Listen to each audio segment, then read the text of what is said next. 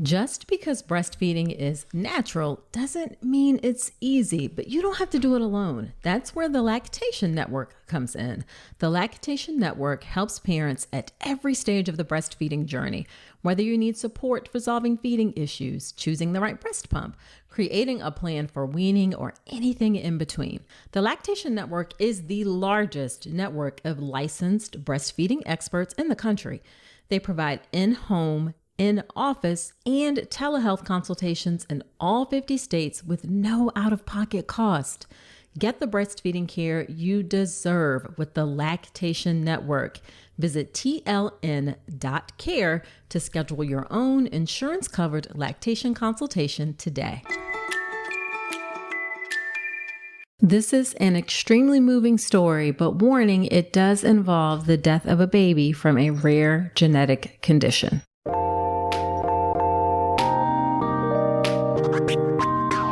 Welcome to the All About Pregnancy and Birth podcast. I'm Dr. Nicole Calloway Rankins, a board-certified OBGYN who's been in practice for nearly 15 years.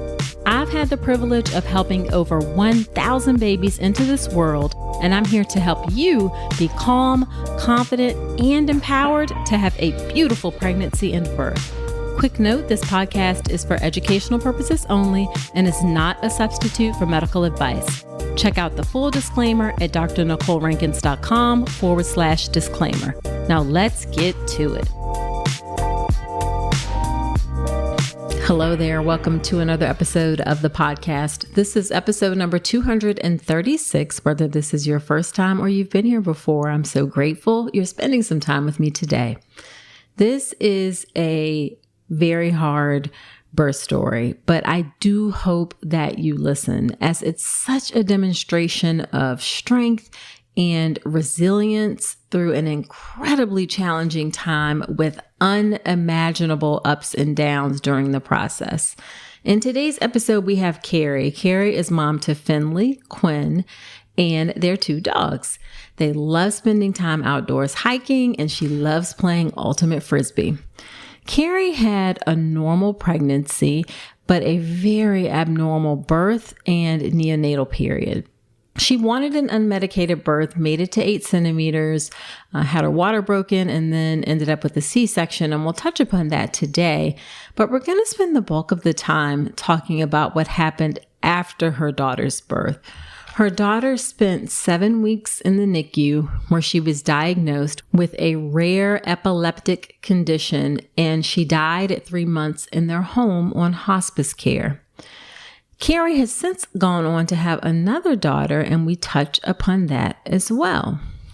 Now, what happened with Kerry and her family is rare and not common at all.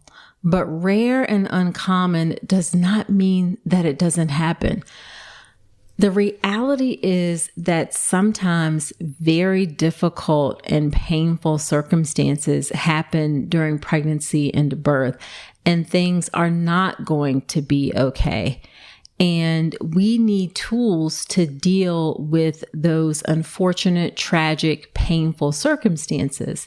And in sharing her story, Kerry just does such a beautiful job, and it's such a beautiful demonstration of the tools and things that are important to help navigate the unimaginable. So let's go ahead and get into this birth story with Kerry.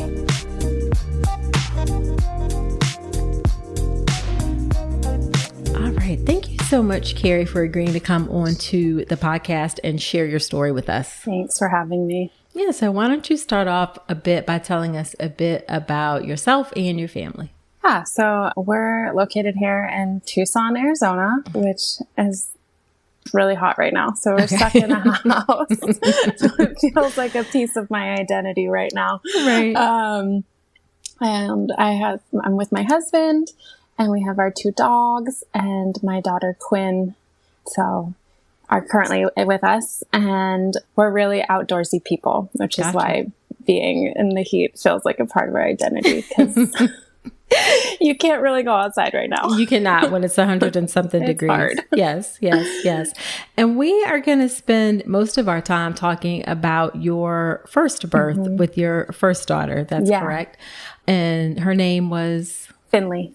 Finley. All right. So in order to understand what happened with the birth, we got to talk a bit about the pregnancy. So what was your pregnancy and prenatal care like with Finley? It was very normal.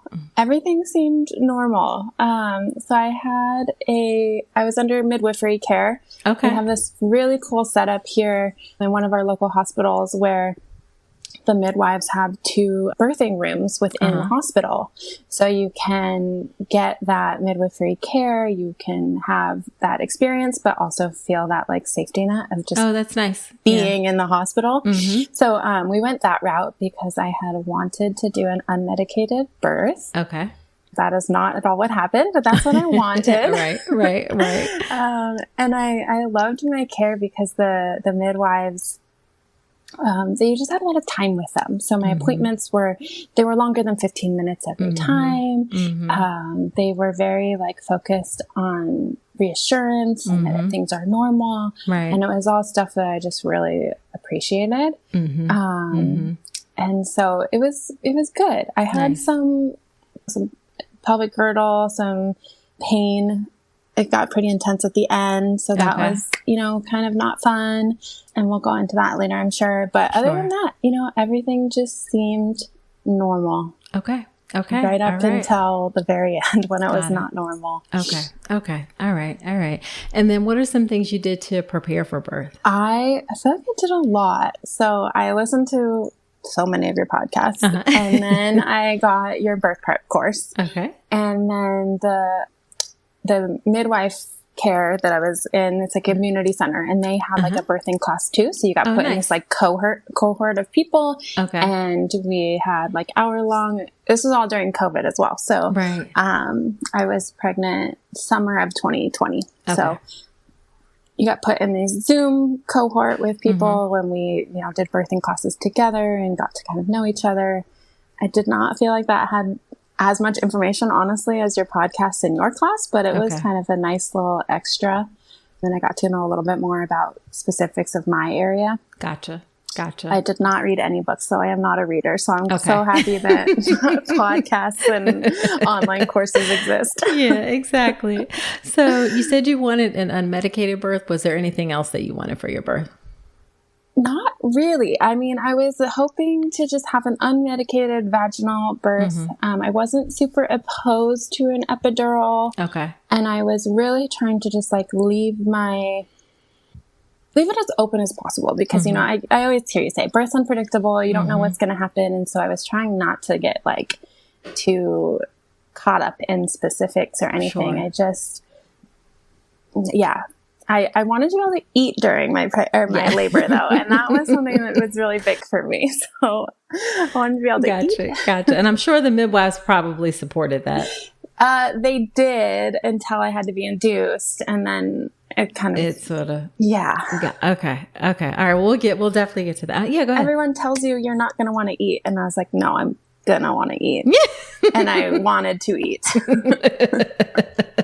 Yeah, just like I know my body and my body says I'm going to want to eat. Okay. Yep. All right. And then was there anything at all that you were particularly scared about or worried about for your birth?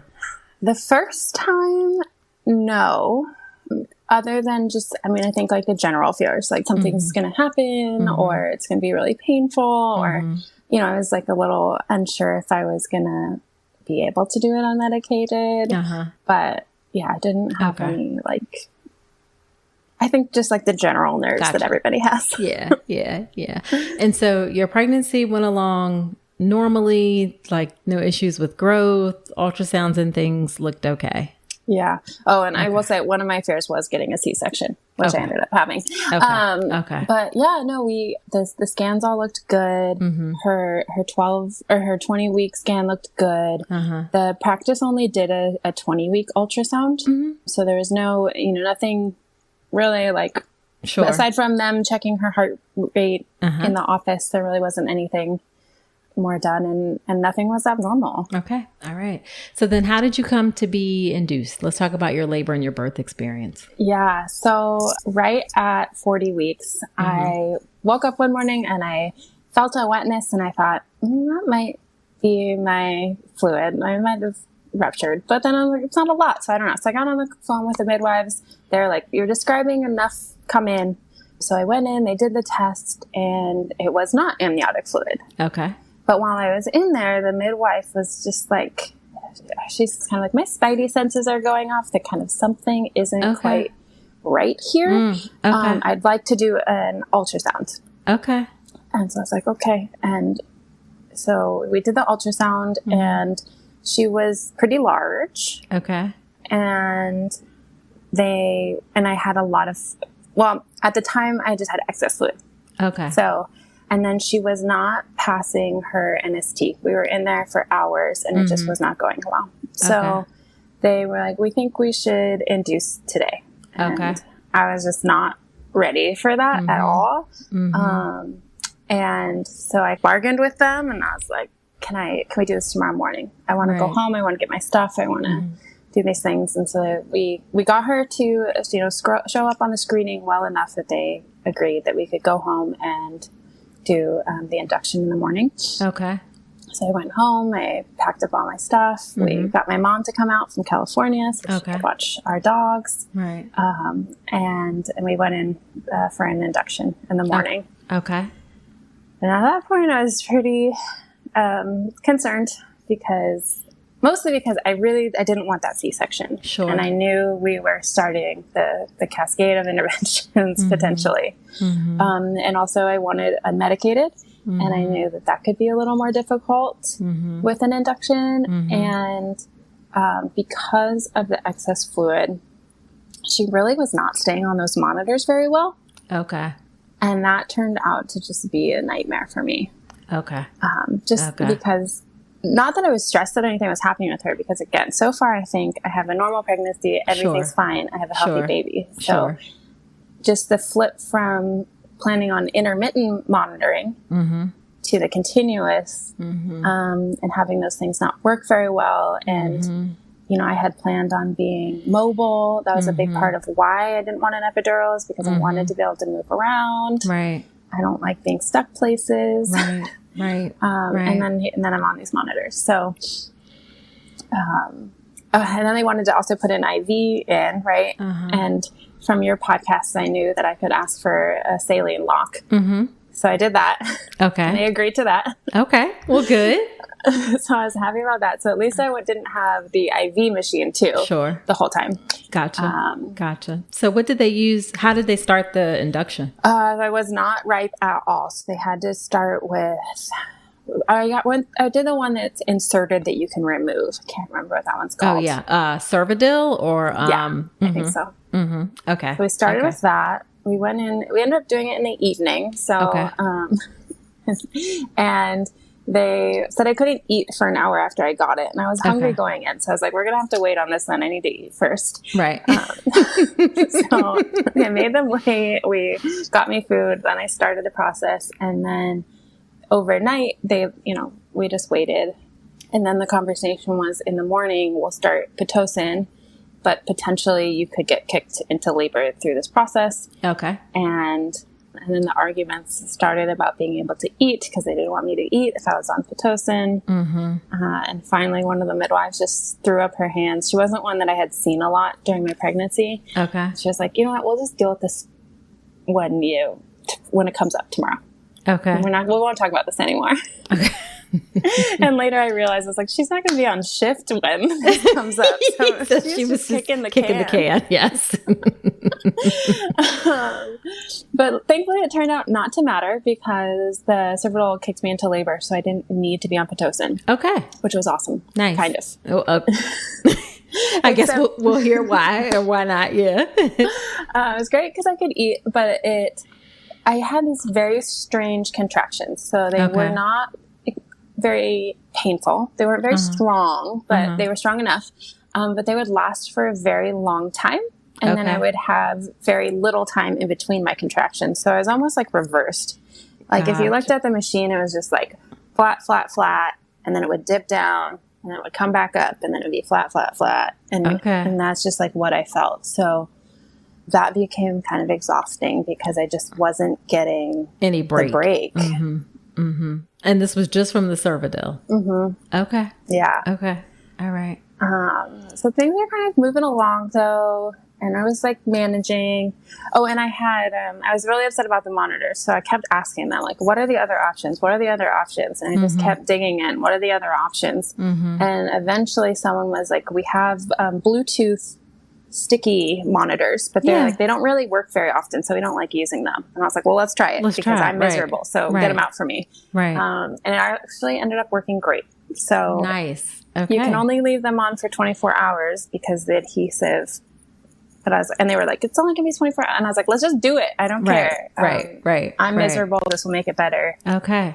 So that works great. So I ended up being able to move around. I got the freedom that I wanted, and I wasn't constantly just struggling with the monitors. Nice. Okay. So yeah, I was really thankful for you at this point because I was like advocating for all the things. Like, I'm going to just like, I just kind of had you in my head. Like, just keep asking questions, keep pushing for what you want. Right. So that's what I kept doing. Yeah. And, so, and then I ended up, it was just really long and tiring. So at one point I ended up getting a fentanyl break, which again, I learned about in your birth course. Okay. I'll do that to get a break because I still didn't have an epidural. Did it help? It did. Oh yeah. Okay. I just passed out. I took a nice long, I think I was on it for an hour. Okay. And I just slept that entire hour. Okay. So I got a little break and that was great. Good. And then we, I think, let's see. So then now we're like 10 at night. Yeah, like 10 at night. And I'm at like 8 centimeters. Okay. So we're like a 20 plus hours into this, or over 24 hours into this because they started. And you never got started on Pitocin? Okay. All right. Did they break your water or offer to break your water at any point? So I had a lot of fluid. So every time they were doing cervical checks, they're like, we just feel this bag of water. We don't want to. And so we're talking about breaking the water, but they're like, we can't. Yeah. All we feel is this bag of water.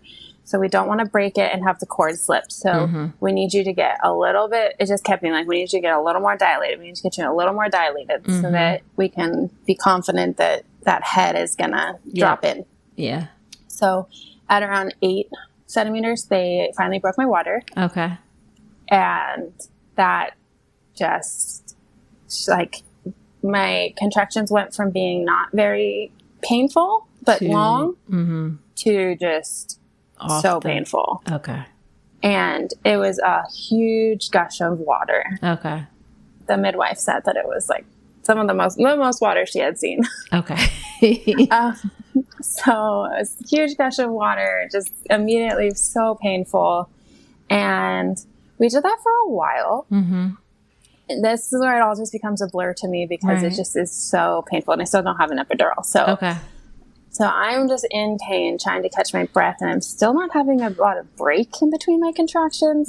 So, and then at some point, an OB comes in, and she's with the midwife, and she said, she's so calm, and I really appreciated her, but she said, we're really concerned about the heart rate, because she kept dipping, and your water was very warm, so we're a little worried about infection. Okay. And I think there was one more thing. I can't quite remember. But so basically it was that we're worried about infection and we're worried about her heart rate because she kept dipping. And so they're like, we think it's time to do a C-section. Okay. And at this point, I was just in so much pain. And I was at like 9 centimeters, so I was not there yet. Right. Then I was like, okay, let's just get this over with. So I agreed to the C-section. Okay. So Finley was born at 12:15. KiwiCo Panda Crate is a bi-monthly subscription for babies ages 0 to 24 months. They are perfect for brain-building play and fun. KiwiCo baby products are made with care. They are free of BPA, free of lead, and they use only non-toxic water-based paints and finishes. And y'all, these crates are so freaking adorable. The Bond With Me Panda Crate comes with a tummy time mirror that can be used in multiple different ways. there are these really cool black and white high contrast image cards that support baby's visual development. There's a super cute milestone pillow and cards to track your baby's milestones, plus other at-home activities to connect and bond with your baby. And y'all, these crates ain't just cute, okay? They also support your baby's rapid development in the first 2 years of life with science-backed products that support child-led play and encourage open-ended exploration. Each KiwiCo Panda crate includes age-specific products that are designed by experts and backed by research. I would have loved to have something like this for my babies. Unlock brain-building play with KiwiCo Panda Crate. Get 50% off your first month with code Dr. Nicole at kiwico.com/panda. That's 50% off your first month at kiwico.com/panda. Promo code Dr. Nicole. And so you, for almost 20, it was 18, 20 hours. No, yeah. More, was it longer than that? Well, so my contractions started at like 6 a.m. Okay. Right? All right. Somewhere in the middle, somewhere in the around early there. morning. Yeah. So it'd been quite some time. Mm-hmm. Did they say like maybe you can get an epidural and then we can see how things go? Or were they just like, no, something is not, the heart rate's too concerning and you're not close enough to deliver. We need to just go ahead with the C-section. Yeah. Okay. We didn't really have too much conversation about it. Mm-hmm. I also had a doula. So through all of this, I had a doula. Okay. Forgot about that part. Yeah. Okay. And she was great. It was really awesome to have her there through this whole thing. And so, the doctor came in, she told us this information, and then she's like, we can give you a little time to talk about it. She left. So my husband and my doula and we all discussed it, and we just decided to do the C-section. And, knowing what we know now about Finley, likely she was having seizures. So her heart rate was like probably fully dropping out because that's what it would do once she was earthside. So I don't think it was just like a slight dip. I think she was like, and what she would do, once we had her on monitors constantly is her heart rate would drop really fast and for a very short amount of time, then it would come back up. So when she was in the NICU, for a long time, they actually thought that the sensors were malfunctioning because, because their pulse oxes can have like errors and stuff. Sure. Because she would dip, and then by the time a nurse or anyone would come in to check on her, it would be right back up. They're coming in and it's already going back up. Right. So I think that's what was happening when she was still during labor. Okay. Yeah, and I think once the contractions really started to squeeze her, and because she, with seizures, like things can trigger them. So I think once she was kind of experiencing all those contractions full on without the water, then it really just, she was just starting to have those seizures more. Okay. So then was the C-section, how was the C-section itself? And then I guess tell us about how she ended up going to the NICU. Yeah. So the C-section was fine. They came in, they prepped, everybody was pretty calm because it wasn't, it's an emergent, but not emergency. Sure. So my husband got to come in with me. I've had a few surgeries in my life. I'm an athlete and I've had some sports injuries and some surgeries. So it wasn't my first surgery. Gotcha. So I was, it was okay for me. Okay. I spent a lot of time talking to the anesthesiologist. They're right by your head. So they're a good distraction.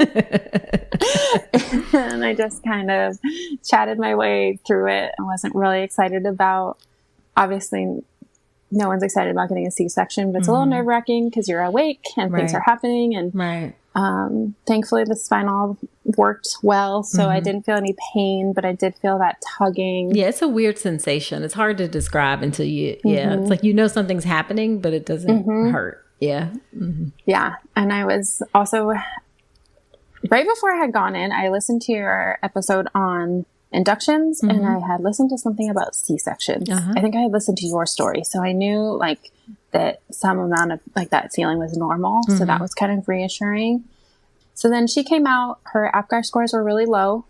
Okay. And so they took her to the NICU, and I was kind of, honestly, I was not super with it at this point. Like, You're probably tired. Yeah. And I'm like trying to just keep myself calm being in this setting that I was not super comfortable with. Right.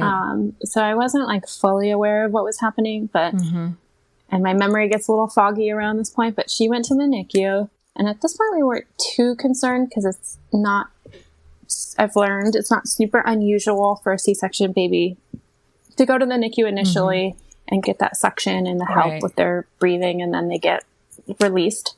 Right. So that's initially what happened. Okay. And then back on the recovery ward, a couple of those hours get lost in my mind. Like, I don't even know, but my mom was there and my husband was there.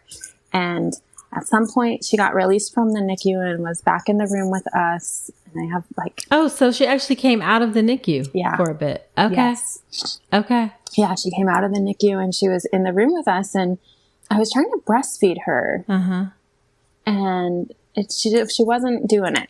Wasn't latching, wasn't rooting, wasn't doing anything. And I just kind of started like, my mom's spidey senses kind of started going off. I'm like, what's going on here? And then the pediatricians even came in and looked at her, and they did the thing where they like raised her arms and dropped them. And she didn't respond correctly to that. So then they brought in like an x-ray machine, and they're trying to figure out what was going on. And, but again, at this point, like, we're not super concerned yet. Right.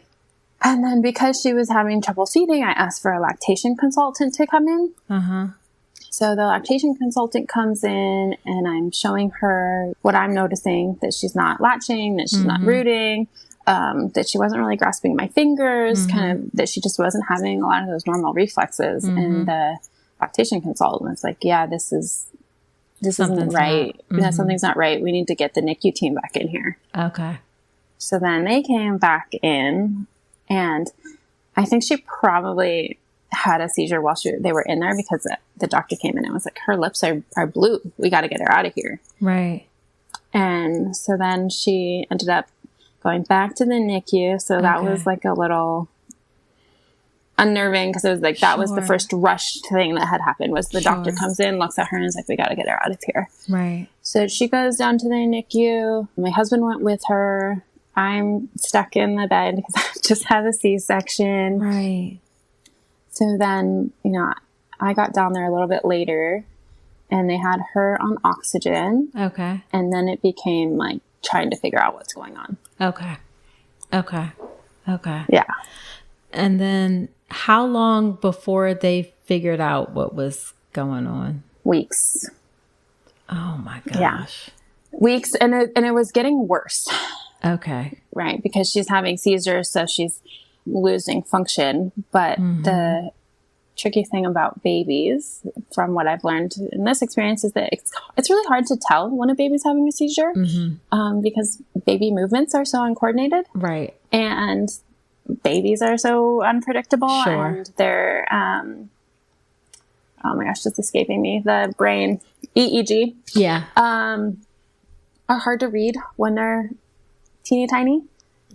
So within those first couple of days, she had her first EEG, and it came back a little abnormal, but the neurologist was like, I don't think she's having seizures, but we'll put her on phenobarbital, but I think she'll be off of it by the first year of her life. And so that was kind of the start of that NICU roller coaster, where like every day we were hearing a different thing, and a different thing was happening. And it was just like every day we don't know what's going on. And it just kept looking worse and worse. Okay. And by worse and worse, it was like she was having more seizures during the day.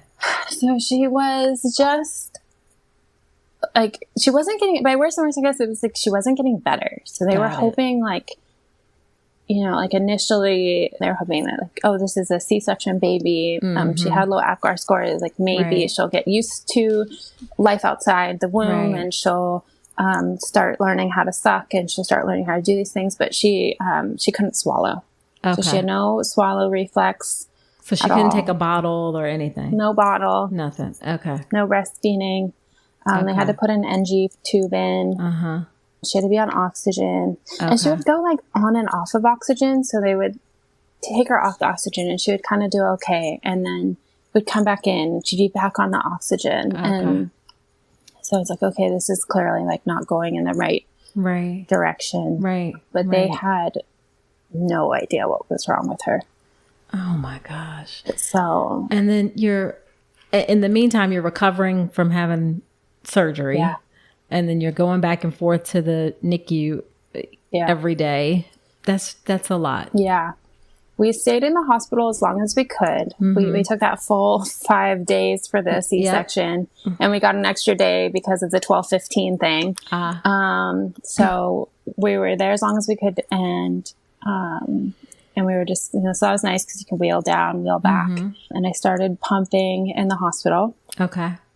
And I got hooked up with a lactation consultant there, and she was great. So we got my milk to come in and Finley got donor milk. And then thankfully, I only live like 10 minutes from the hospital. Okay.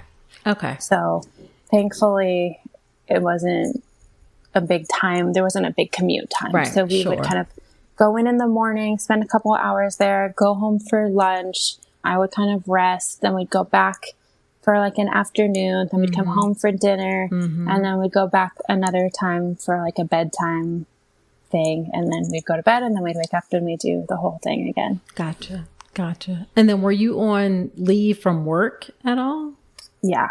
Okay. Yeah. So I was on maternity leave, and my husband amazingly had paternity leave for 6 weeks. Okay. So for the first bit, he was on leave, although he was also a college student, and this is happening at the end of a semester. So he somehow finished his semester. Oh my gosh. Okay. That's crazy. Yeah. I don't know how he did that. Yeah.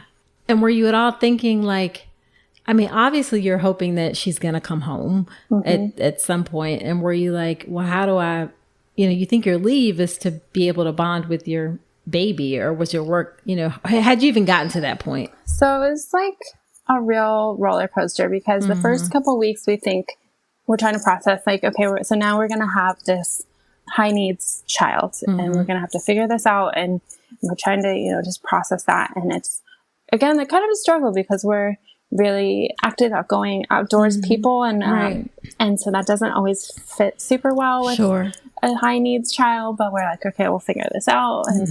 And then at one point, the social worker started getting us to try to do the paperwork for like disability services and Arizona long-term care, which is like the Medicaid care for people who are going to need a high level of care. Right.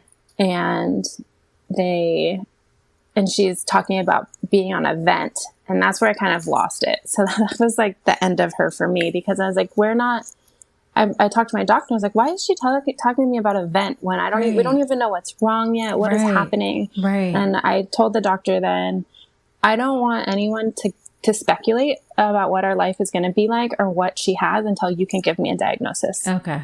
So I don't want to hear what might be happening. When you have a diagnosis, let us know, and then we'll deal with what it is. Okay.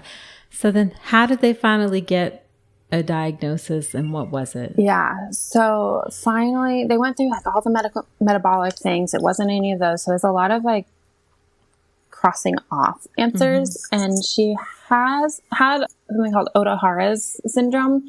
So it's a specific type of seizure disorder. And it's my understanding is that it's diagnosed just from a clinical stance. So it's diagnosed from what you're seeing, right? So they ended up doing another EEG. She had to be sedated for it, and she had an MRI. She had to be sedated for the MRI. And the MRI came back fine, but the EEG showed more seizure activity than the first one. It was more clear. And that was pretty devastating, because the second one showed that she was having really low brain activity. And it was a they call it a burst suppression. So she has a suppressed brain activity, and then she would have these bursts of activity, which were seizures, and then go back to suppressed. Okay. So unfortunately, that meant that she didn't have a lot of brain activity most of the time. So she wasn't really aware of what was going on. She wasn't going to gain any skills. And then when she was And then she was having a lot of seizures, like hundreds. Oh. Yeah. And then another part of that diagnosis is that the seizure medications aren't effective. Okay. So there's no way to control the seizures. Right. So unfortunately, that was a terminal diagnosis for her because eventually, she was just going to have so many seizures. Sure. Yeah. So that was really hard. Devastating. But, yeah. But at that point, we were about, I think we were like 4 or 5 weeks into being in the NICU. Okay. So the benefit of that was like the NICU kind of had become like this support system for us. Mm-hmm. So we got to know a lot of the doctors. Mm-hmm. They took amazing care of us. Okay. We got to know a lot of the nurses. Yeah, NICU nurses are angels. They're angels. And a bunch of them stepped up to be her primary, which meant that she had the same nurses as much as possible. So she had 4 primaries. Okay. 2 nights, 2 days. So most of the week we saw the same faces. Nice. Even people who weren't her primary, like they would keep the same people on her case. Mm-hmm. And we had when they gave us the diagnosis, we had a case review with the doctors, her primary nurses, the nutritionist. I mean, there's a bunch of people in this room, the charge, or like the nurse manager, and everyone was just like, what can we do to make this easiest on you? Sure. Like, what do you want? What can we do? Right. And so she was on the vent from the MRI, and she hadn't come off of it because they tried to take her off of it, and she had trouble breathing on her own. Okay. So during that meeting, we decided we're going to leave her on the vent. We're going to do genetic testing. Mm-hmm. We're going to wait for that genetic testing to come back. Okay. And then we're going to use that information to make our final decisions on what we wanted to do. Okay. So that left her on a vent for 2 weeks, which was really hard. That is hard. Yeah. It's hard to hold your baby when they're on a vent. Sure. Yeah. Even harder when they're having seizures. They were really nervous about her extubating herself because it was hard to get it in. Right. So right. That was probably the hardest part. Okay. But during that meeting, they also asked us, is there anything you want to do? And I said, I want to get her outside. I want her to see outside. Mm-hmm. So they had this really nice courtyard, and this part tripped me up a little bit, but they were amazing. They had to wheel her out on her vent. It took a respiratory tech, a doctor, and 2 nurses, and they did that for us several times. Oh. And when she got outside for the first time, it was the calmest she had ever been. Right. And she was just looking around and listening, and it was the best gift they could have given us. Oh, that's really so. How can we not cheer up at that? My goodness. Okay. Yeah. So, that was a really special moment for us. And at this point, also, they didn't think she was going to come off the vent. So, so that was really important because we didn't think we were going to have that opportunity anywhere else. Sure. So the testing came back. Nothing popped. There are a couple genetic conditions that cause this syndrome, but we didn't have any of them. Okay. So it's an unknown cause. Okay. Which was, at first it was kind of a relief because I'm like, okay, if we want to have another kid, we don't have to do IVF. Sure. Right. But then when we actually got into the depths of having another kid, it was like, oh, I wish we could test for this and no. Yeah. But, yeah. So. Okay. And so then what happened between like NICU and taking her home? Like how did you come to that decision? Yeah. So, there is a palliative and hospice care pediatrician in town. Okay. And so they came in and they met with us and they really talked over all the options. Mm-hmm. And one thing I'll say is our NICU's doctors were so great in that they kept telling us, ask every question you have. Ask every question you have because you have us here now and we will answer your questions. Right. And so we asked everything we could think of like, what, is there anything that could this have been the cause? I got to run through all those mom thoughts of like, Was that one time that I braked really hard the cause of this? Was the COVID vaccine that I got the cause of this? Was, you know, you just got to run through all of those things. And they were so patient with us and answered all those questions. And as we were, you know, the team answered all our questions of like, if we were to have another child, what would that look like? Would this happen again? What are the, you know, what are the chances? So they ran through all of that with us. And then the same thing with this hospice team. So, you know, the doctors gave us our options. Like, you could put her on a vent and take her home on a vent, or we could take her home in hospice care. And we got to run through with them. Like, they spent a lot of time sitting with us and answering our questions of what does it actually look like to be on a vent? What does that mean? Like, and ultimately we decided that wasn't fair to her, and it wasn't fair to us because, again, there's no way to control these seizures. So putting her on a vent would just prolong her experiencing an endless amount of seizures. And it was going to tie us to the house. So she wasn't going to be able to leave the room that the vent was put in. And as you know, again, like, as people who love the outdoors and see that as such an important part of life, being stuck in one room, just constantly having seizures, that to us didn't feel like a quality of life for her that we wanted to expose her to. So, and that's, you know, such a personal decision, and everyone's going to make a different one. But for us, it wasn't the right one. So then we talked about how we would get her off the vent and what that would look like. And again, our hospital was awesome. So they had this hospice house. It's called Pepe's house, and it's on the hospital campus, but not attached. And we decided that we would extubate her there because we didn't want to do it in the NICU, where we had our own room, but there's like mirrors. I mean, there's windows everywhere. It's not a very personal space. It's very, you know, medical. It's a hospital room. It's an ICU just for babies. And there weren't, you know, the one thing I hated about this hospital is there were no windows to the outside. So we're like in this little cave, and that was rough on us.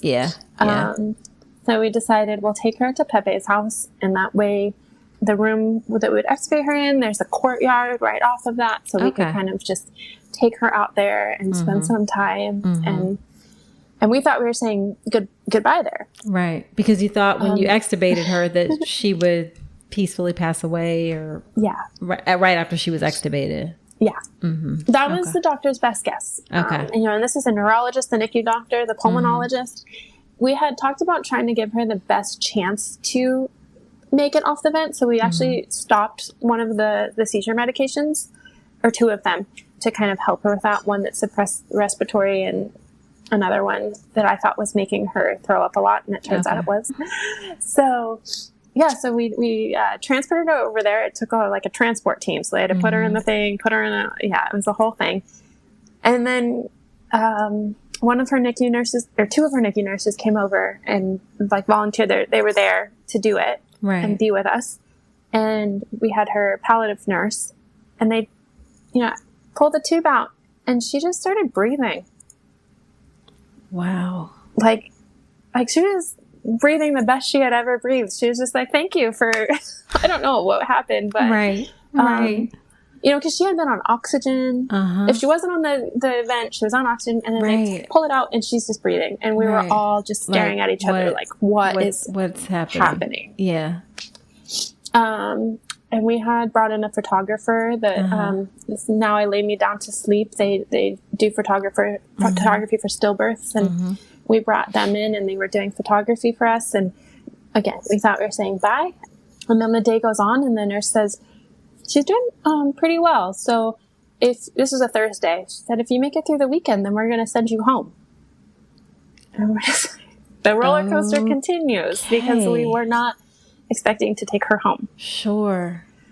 And so then that was a whole nother roller coaster of emotions of like, we're so happy that we get to take her home. We're happy that we get more time with her, time without tubes and everything. And also just a ton of fear because now how much time and medically fragile child at home, and how much time, and what is this going to look like, and are we able to do this? And we've had the care of NICU staff, right? They've been caring for her, and now we have to take this on all by ourselves. So she made it through the weekend just great. So now she's completely off of oxygen. She's doing great. I mean, she's still having a lot of seizures. Right. But for her, she's doing great. Right. And so we went home. Okay. And then she got to meet our dogs, which was a really big deal to us. Right. And also, this is the summer in Tucson, right? So we talked about how you can't go outside, but nature gifted us a beautiful monsoon season. So it rained every day. And we got to go run outside. After it would stop raining, we'd go outside. We'd take her on stroller walks. Right. And we had another 6-7 weeks at home with her. Wow. Another 6 or 7 weeks. Yeah. Yeah. So she ended up passing away a couple days after her 3-month birthday. Okay. And then was she declining during that time, or was it just one day she just peacefully passed away? So she liked to do the unexpected. That is one thing I will say about her. That kid did the unexpected, right? She came with it. So one day she threw up and she stopped breathing, and she stopped breathing for 4 minutes. And we thought, okay, this is it. My husband and I are crying. We're calling the hospice in to, declare her. It's the most upsetting thing. And then all of a sudden she just started breathing again. And so she did that to us 3 or 4 more times. Okay. And then eventually one of the times she did that, and then she just kind of, she started breathing again, but she didn't fully recover. And then she kind of just peacefully passed from there. Okay. Yeah. And how helpful was the hospice staff? Oh my gosh, they were great.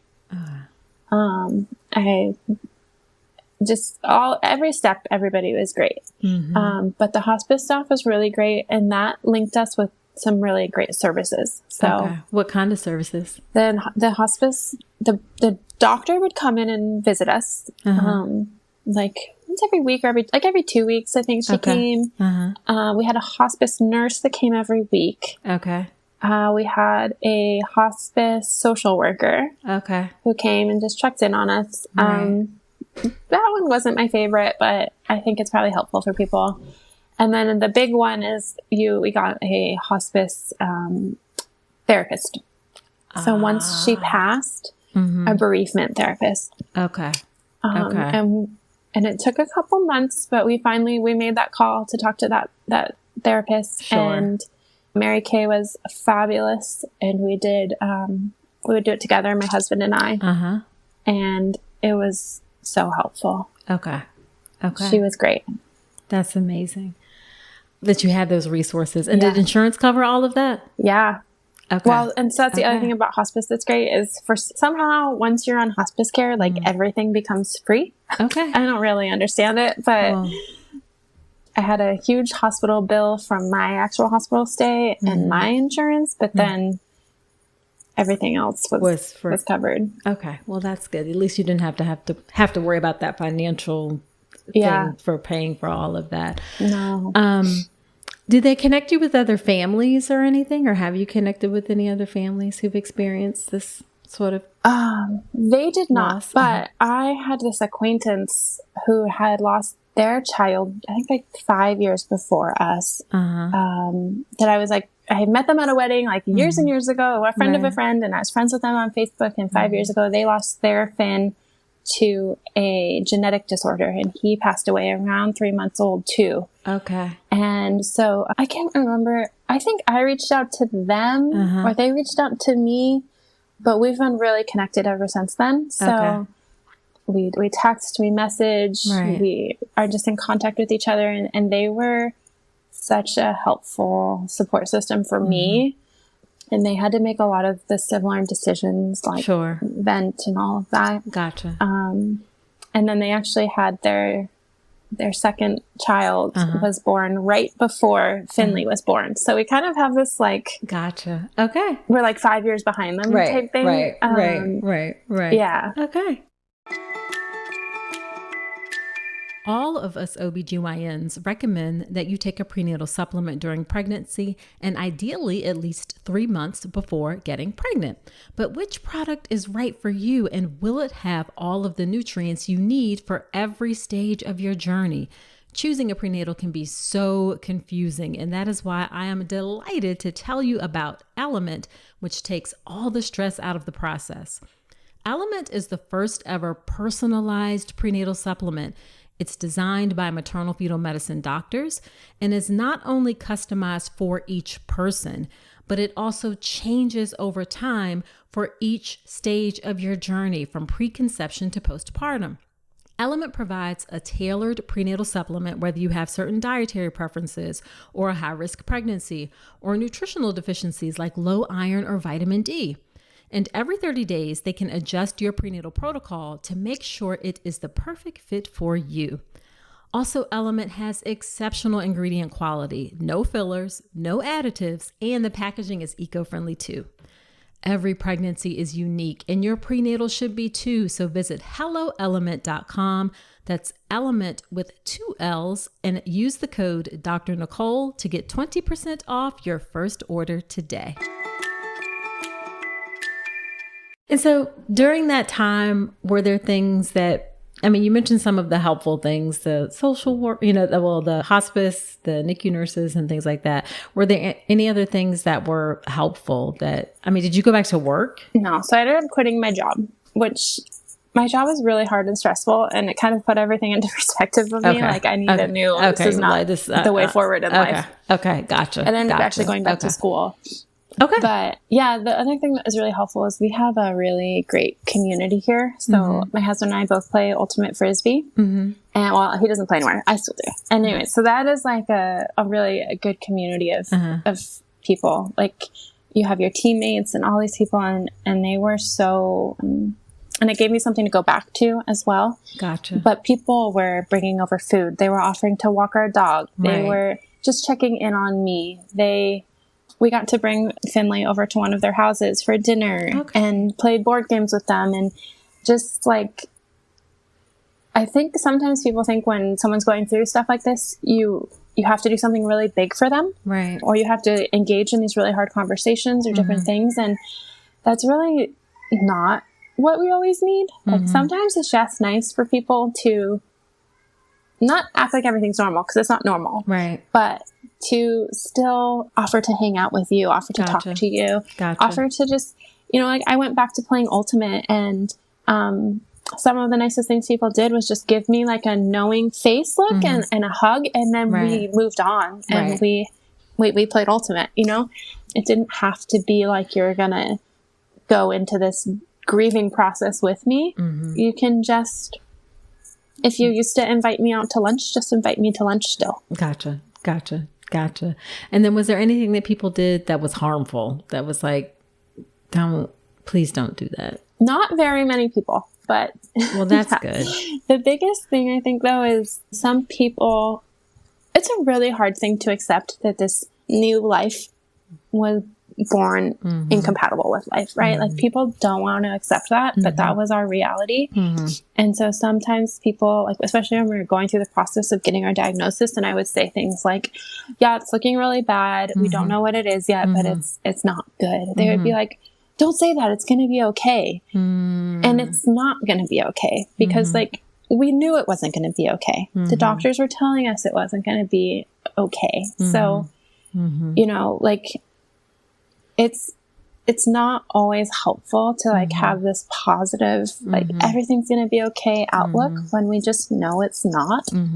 Some people would try to like ask me what we were doing to help her with like her developmental skills. It's like nothing, because she's not going to develop. What we're doing is spending as much time as we can holding her, making her as comfortable as possible, taking a lot of pictures, being with her, having our friends meet her. But development is not going to happen. And then the last thing is people tried to like suggest other doctors.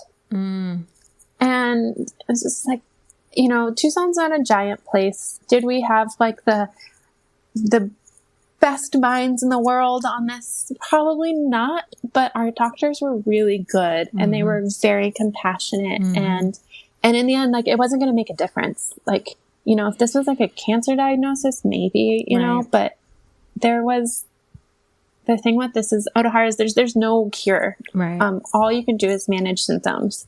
And so it was kind of hurtful for them to suggest that like we weren't doing the best thing for our daughter, because you can bet like if there was a way to get a better doctor and that was going to do something, right, I would have been making every phone call and knocking down every door, but that just wasn't it. So I guess to boil that down, it's like, listen to the people that you're talking to and don't give that unsolicited advice and just accept with them what is happening. Yes, absolutely.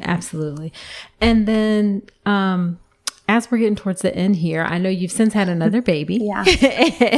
And how was that pregnancy and birth and, you know, that postpartum period for you? I know it's hard to sum up in like a few minutes, but were you scared? Were you, especially since it was another girl, what were your thoughts? Another girl with a due date exactly 2 years and 1 month apart. So that was hard. But I spend a lot of time trying to, and my husband and I, we talked a lot about like, what do we need to get through this? And so we had a preconception appointment. We talked a lot about like, what are the things that are going to get us through this? And we spent a lot of time doing that. And so that was really helpful. So we knew that we wanted to be treated like high risk, even though technically we weren't, because there was no indication it was going to happen again. And everyone had told us, and the doctors were on board with that. So we got treated high risk, which meant we got to have extra scans. We did NSTs. Thankfully, Quinn moved a ton in utero, which was lovely because Finley did not move that much. And so that was like a everyday difference. I spent more time during this pregnancy connecting with her. I was really busy when I was pregnant with Finley. And so I didn't notice some of the decreases in movement that I think she was having. They weren't like super noticeable, but I think had I really been like tuned in, maybe I would have noticed. And really that wouldn't have done me any favors because then I just would have been worried for longer. But it was nice to have that reassurance with Quinn. We changed providers. So the first doctor was the one that did my C-section. And she's a great doctor and she's lovely, but I could tell that she was really had a lot of feelings about it too. You know, she had been the doctor that delivered Finley, and she seemed concerned and was questioning, I think, whether we were ready to have another one. And at 36, it wasn't like an option to wait too long. And I also don't think that's something you get over. So time wasn't going to do anything. So ultimately I changed providers back to the same group. So I wasn't with the midwives. I was with the OBs, but they're part of the same practice. So I still had that kind of OB high risk lens. And we were monitored still. And so, I think just knowing what we needed and then advocating for ourselves to get that made it doable. Gotcha. Yeah. And did you opt for another C-section or did you have a vaginal birth? I wanted a vaginal birth, but she, during one of the NSTs, Quinn just wasn't looking so great. So 10 days before her due date, one of the doctors was like, we think we should just go ahead and do a repeat C-section. And she was also a big baby. And I also had excess fluid again, which was, that was a little triggering when the excess fluid, but I'm sure. Yeah. Turns out I just make a lot of fluid. And big baby, like how big was she? She wasn't that big. I mean, so Quinn was 9 pounds 3 ounces at 38 weeks. And Finley was born 8 pounds 12 ounces. So not gigantic, but sure. So because it was like, and I knew I didn't want to do another induction because I did not like that process. So even though they were willing to do it with me, that was kind of my baseline of whether to get a VBAC or not, go for the VBAC or not, was induction, and I was not going to do that. Got it. in waiting for my C-section, I actually went into labor. Oh. But then it kind of slowed up and I didn't have my snacks with me and I was really hungry and I had to have the monitors, the continuous monitorings again. And the tape one didn't work. So I was like really stuck. Okay. So after about 10 hours of that, I was like, I'm out. Okay. Just do it. And then Quinn came out screaming, happy, any issues or concerns or anything? Thankfully not. She came out great APGAR scores. She came out just fine. Didn't have to go any NICU stay. Okay, nice. We had a little bit of problems breastfeeding, but she was latching. It just was a shallow latch, so I didn't have to worry. And then she's just been like a little wiggler, screamer, awesome, happy baby. So yeah. It's been really great. Yeah, well, good. Well, then, as we wrap up, what is the one favorite piece of advice or one thing you would say to families who are expecting right now? Originally I was going to say bring snacks, but I think the more general advice I would say is get to know yourself, and what it is that makes you happy and what it is that makes you feel calm, and just know yourself, because that's going to be the thing that, especially if you're having a hard time, that gets you through the most. Right. Postpartum is hard. And so that's also a time where it's good to know yourself. For me, I know that walking my dog is my joy. Right. And so those first 6 weeks when I was recovering from C-section were really hard, but I just kept having it in my head. This isn't forever. I'm going to get back to those things I enjoy. Right. And as soon as I could, I restarted those. And then I felt so much better. Nice. And knowing what we needed through the pregnancy to feel okay helped so much. And in the NICU, knowing we don't want to guess a diagnosis. Let us know when you know. Right. Helped us a lot. So just getting in touch with yourself and know what you want, and then advocate for that. Excellent. All right. So where can women connect with you? You can say nowhere if that's an option, or if that's the option. I'm on Instagram. I'm at, Coco Butternut. My nickname is Coco. So, all right. And that's about it. Okay. Really. Okay. Well, we'll put that in the show notes. Well, thank you again for agreeing to come on and share your story and share Finley's legacy with everyone, and how she impacted your lives, and just helping people who may also be experiencing a difficult time. Yeah. Oh, and just one last go ahead. Plug is, we do a thing every year on her birthday, April 22nd, but you can do it anytime. It's just take a little time outside to just take in your surroundings, enjoy it, whether it's coffee or a hike or whatever. It doesn't have to be anything big, but we have our friends do that on her birthday. So I love that. Just take a little moment to enjoy. Yeah, absolutely. All right. Well, thank you again, Kerry. I really appreciate it. Thank you. Have a good one.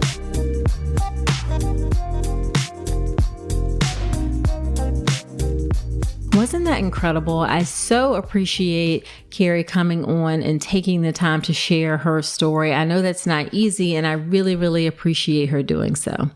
Now, after every episode when I have a guest on, I do something called Dr. Nicole's Notes, where I talk about my top takeaways from the conversation. And here are my Dr. Nicole's Notes from my conversation with Kerry.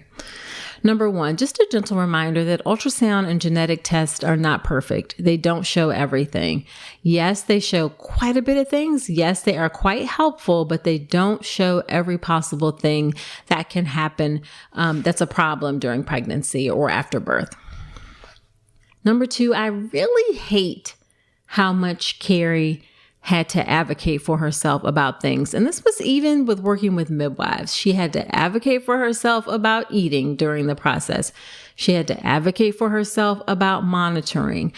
But that is the unfortunate reality of giving birth in the hospital, is that you just may need to advocate for yourself. I so wish it was not the case, but that's just how things are. So you really need to be prepared to do that. Of course, listen to the podcast is a great way to do that, but you also need childbirth education. That is a necessity. I have the birth preparation course, my childbirth education class. You can check it out, drnicolerankins.com/enroll. But there are many options out there. I just encourage you to please do childbirth education because it's really important to help you advocate for yourself. And it'll be something that you can hold on to if things do take a turn that was unanticipated, unexpected, or, not what you wanted.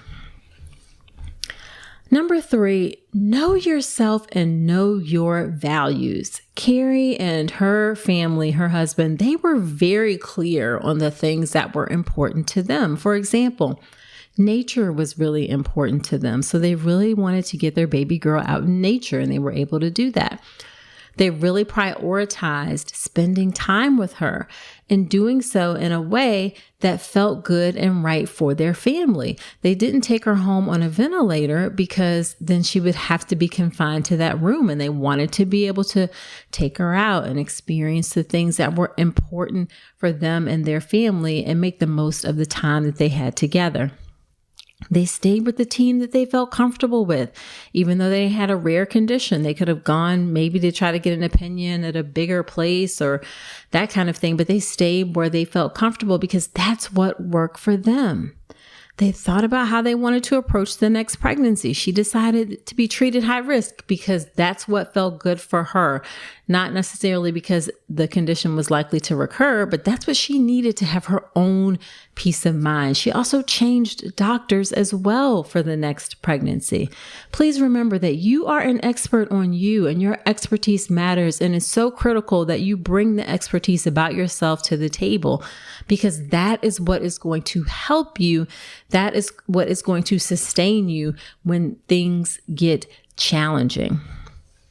And then the final thing I'll say is that it's hard to know sometimes what to do for people who are in grief or who are having a difficult time. Don't avoid them. All you have to do is be present. It doesn't have to be anything grandiose or complex. Just be present. And don't give any unsolicited advice. I learned in another episode, something that is usually typically quite unhelpful to say is that this is God's plan or this is the way it was supposed to be, those kinds of things. Just show up and be present. All right. So there you have it. Please share this podcast with a friend. I appreciate you sharing it. It helps the show to grow, helps me to reach and serve more pregnant folks. Be sure to subscribe to the podcast also wherever you're listening to me. And if you enjoy the podcast, leave a 5-star review in Apple Podcasts. That also helps the show to grow and helps other women to find the show. Come follow me on Instagram. You can get great information about pregnancy and birth there as well. Nice little bite-sized pieces of information. And I'm on Instagram at Dr. Nicole Rankins. So that's it for this episode. Do come on back next week and remember that you deserve a beautiful pregnancy and birth.